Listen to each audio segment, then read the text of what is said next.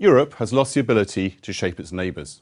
As it prepares for a new parliament, the EU no longer shines so brightly as a beacon of democracy and prosperity on the region around it, which is poorer and more unstable. So says Gideon Rachman, the FT's chief foreign affairs columnist. So, Gideon, what's gone wrong? EU enlargement we've seen from 15 to now 28 member states, so it's a great success, isn't it? Enlargement was a success, clearly, but the politics of the region just beyond the EU, the 28 member states, is much less stable. North Africa's obviously in turmoil.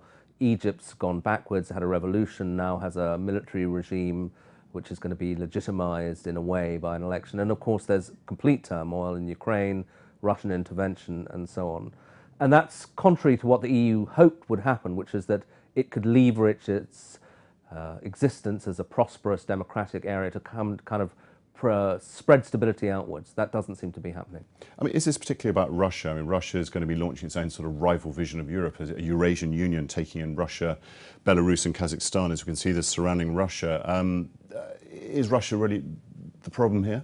Yeah, I mean, I think that the European Union, although it was never keen actually to offer Ukraine membership because it's a poor, large country and there was enlargement fatigue within Europe, and I think that is part of the problem.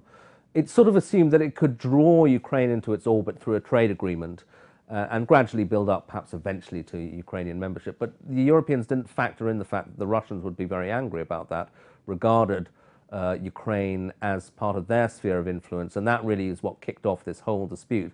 And I think that's partly because Europe wasn't really thinking in terms of geostrategic rivalry. They tend to think of these things as kind of economic and technical processes. So, I mean, is the EU forced back in a way to a realpolitik vis-à-vis Russia and the states in between, and also the likes of Egypt? There was such hope about the Arab Spring, but now, of course, we see a very different situation there. Well, I don't think the EU is ready for a world of realpolitik. They don't really do that. They have this one tool, which is enlargement, and then a sort of variation of it, which is trade agreements. There was a hope that maybe Egypt was becoming more like the states on the other side of the Mediterranean, i.e. a free market democracy.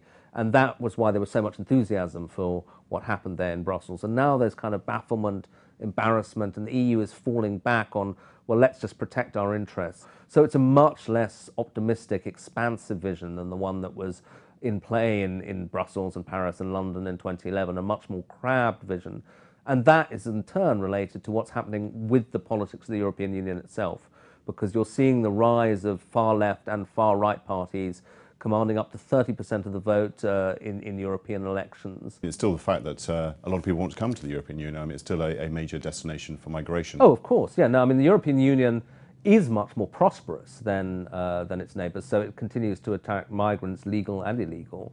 But what it's lost, or for the moment anyway, is the sense that there's a way of translating that prosperity and its attractiveness to migrants into a kind of more coherent political vision rather than simply being just a magnet for people who want to improve their lives.